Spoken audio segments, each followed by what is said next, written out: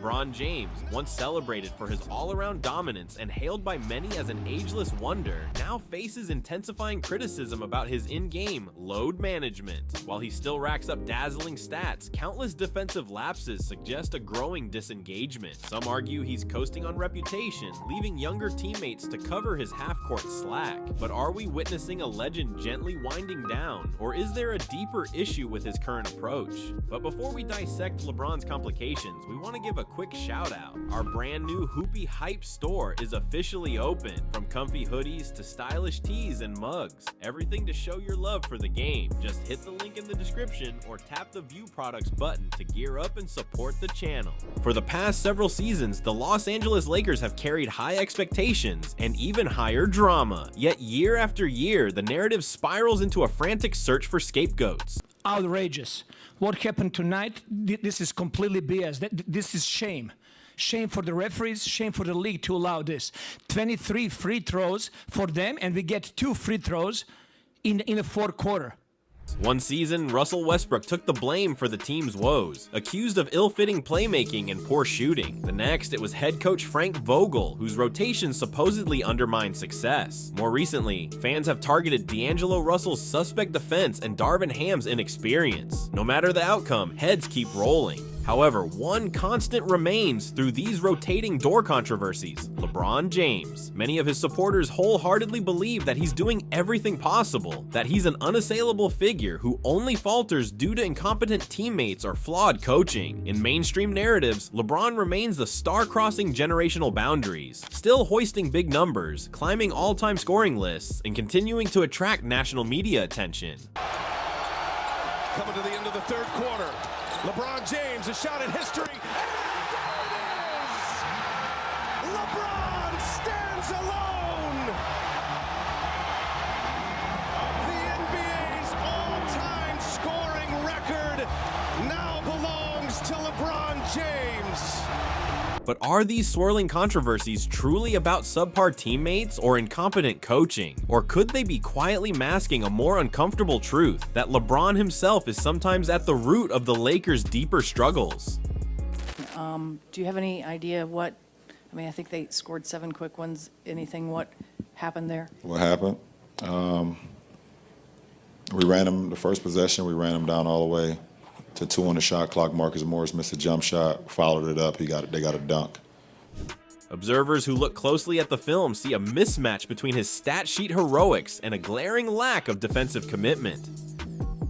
Fans are growing restless. Endless scapegoats come and go, while the team's defensive rating lingers near the bottom rung of the NBA. They wonder if the scoreboard successes overshadow the fact that on a night-to-night basis, LeBron's lack of rotational effort, help defense, and transition hustle might be crippling the Lakers. Indeed, the Lakers can spin their wheels indefinitely if each new scapegoat is replaced without addressing the star's diminishing engagement on one end of the floor. Not long ago, LeBron James was considered a complete package, an offensive savant who could also defend multiple positions at an elite level. In Miami and Cleveland, he often guarded the opponent's top threat, be it a guard, wing, or even big man, showcasing lateral quickness, strength, and defensive IQ. Fast forward to his recent Lakers stints, and it seems we're watching a different player altogether. One major shift is how LeBron frequently rests during defensive possessions. He may linger in the backcourt, while the rest of the Lakers scramble to guard transition threats. Sometimes he fails to rotate at the rim, allowing uncontested layups. On other plays, he drifts off his man, reacting too late to close out on open three-point shooters. In short, the intensity that once defined his defensive approach is often absent.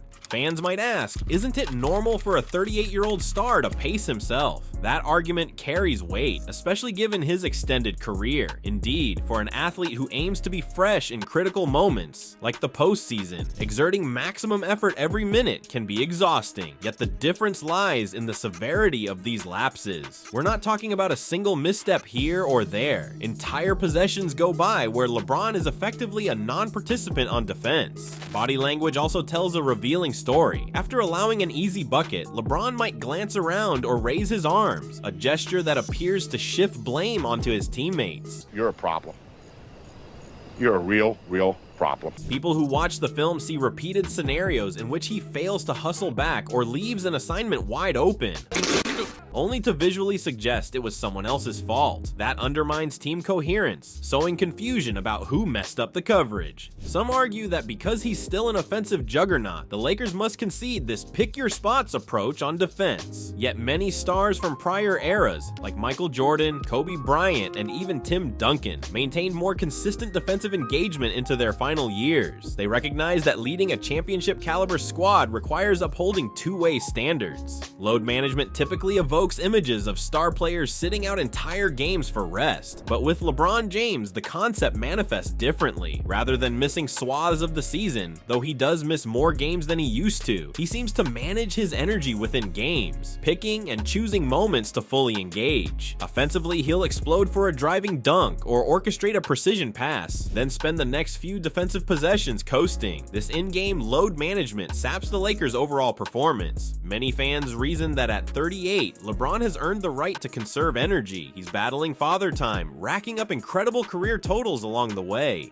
To them, sacrificing a few defensive possessions is a minor trade-off for an athlete in his third decade of professional play. Yet basketball is a five-man sport. The synergy depends on each player committing to the scheme. When a star slacks on defense, four teammates scramble to plug holes, leading to mismatches or wide-open shots. In older eras, superstars were rarely afforded this kind of selective effort. In the 80s or 90s, failing to defend drew scorn from coaches and teammates alike. Even in today's league, certain veterans, like Chris Paul or Draymond Green, maintain defensive consistency despite advanced age, relying on IQ over raw athleticism. The question is whether LeBron's approach shortchanges the Lakers, especially in a Western Conference replete with fast-paced offenses. Moreover, failing to play real defense can backfire if the game's outcome is close in the final minutes. By then, the tone is set. Opponents feel comfortable attacking mismatches or exploiting LeBron's lesser rotations. A late flurry of effort from him might not repair the damage done in earlier quarters. The result? A recurring pattern of letting winnable games slip away, punctuated by slow or disorganized closeouts. One factor that perpetuates LeBron's defensive passivity is the way mainstream media often frames the Lakers' struggles. Networks like ESPN and major online outlets typically emphasize the shortfalls of side characters. Whether it's Westbrook for jacking up ill-advised shots, Frank Vogel for questionable rotations, or Darvin Ham for not commanding the locker room. If the team is losing, the narrative readily points to the supposed role player meltdown or coaching mismatch, seldom spotlighting the star's inadequate defense.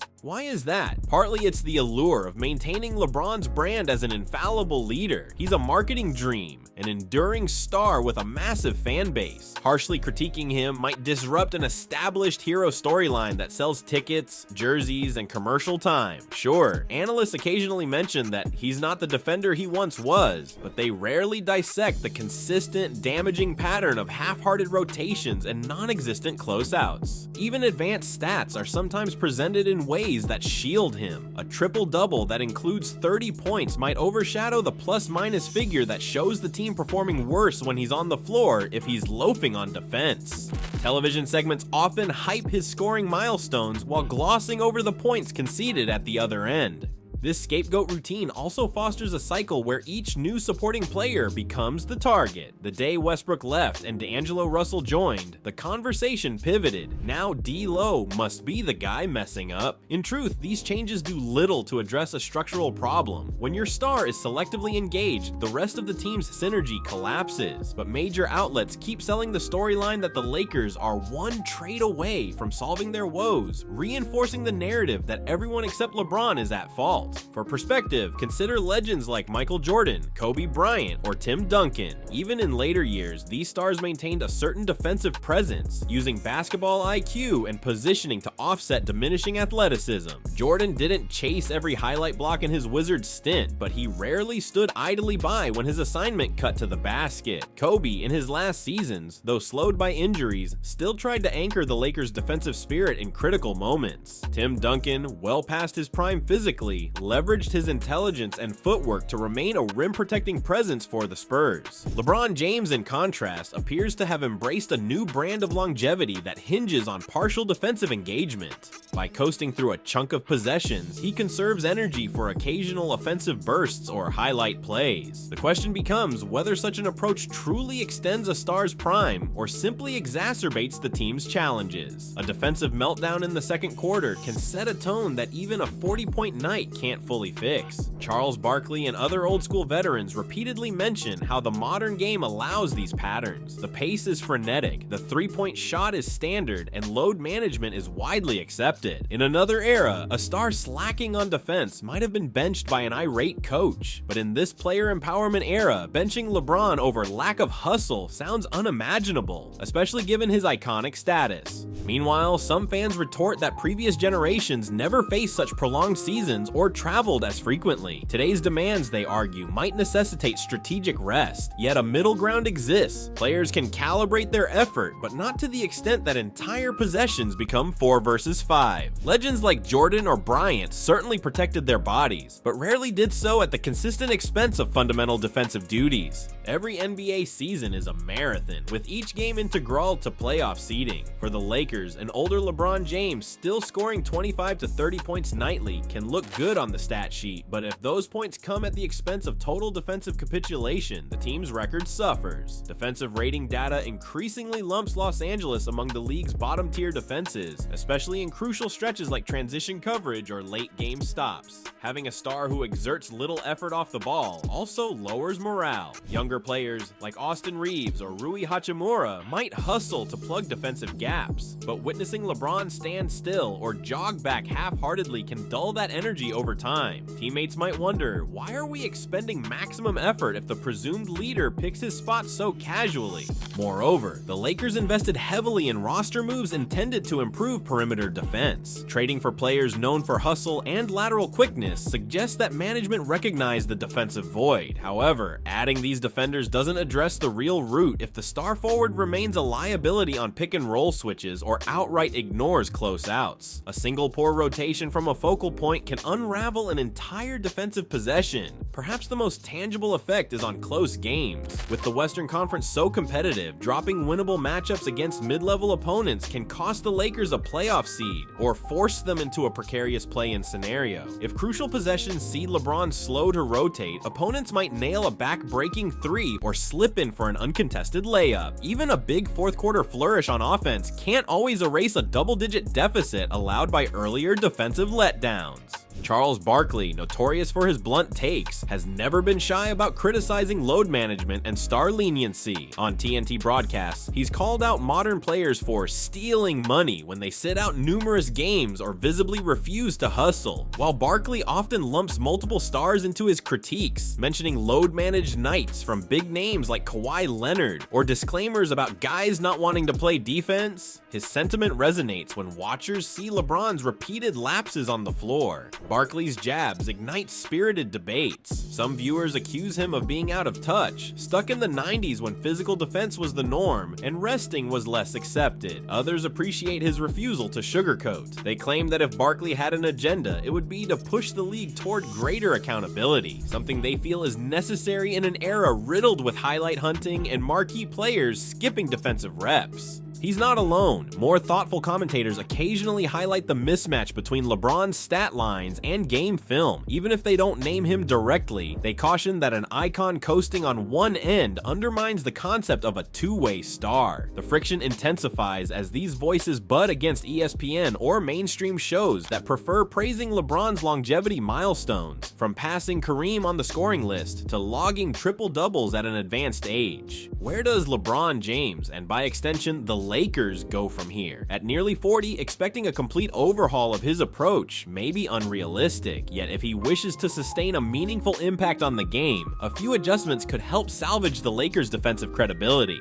First, LeBron might commit to partial reinvention. If full-time perimeter defense is too taxing, he could anchor the paint or take on specialized matchups that allow him to leverage size and IQ rather than sprinting around screens. A shift akin to how older superstars refine their roles could maximize what remains of his physical gifts while still contributing on the defensive end. Second, the coaching staff must implement a consistent accountability framework. That might include rotating him out earlier if they detect nonchalance or repeated errors. Although it's unorthodox to bench a superstar for lack of effort, the message could ripple through the roster, establishing that no one is above the team's defensive principles. Gaining buy-in from LeBron may require delicate diplomacy, but it's a conversation teams historically haven't dared to have. Third, the front office might double down on specialists who lighten his load. Surrounding him with younger or more flexible defenders can conceal some of his shortcomings, but that merely masks the problem. It doesn't solve the root cause. Real synergy arises when the star invests at least some consistent energy on defense. Finally, the question of legacy looms. If he continues this pattern, is he chasing records at the expense of overshadowing his full skill set? A star's narrative can shift quickly from ageless wonder to start chasing liability if the fan base or media sours on perceived laziness. Proving cynics wrong might require stepping up in key defensive moments or reintroducing the two-way presence that once defined his game. LeBron going out captures the frustration of fans who once marveled at his all-around brilliance, but now see him selectively giving effort. Yes, he still posts jaw-dropping offensive numbers, but the absent defensive rotations and casual half-court strolls stand out just as much. The Lakers' constant blame shifting can't hide a deeper truth. If the team's biggest star doesn't recommit to two-way play, no coaching change or trade fix will matter. Before you click away, remember to check out our Hoopy Hype store. Show off your love for the game with our hoodies, tees, or mugs. Tap the View Products button or follow the link in the description. Thanks for your support and stay tuned for more in-depth NBA coverage shown on screen.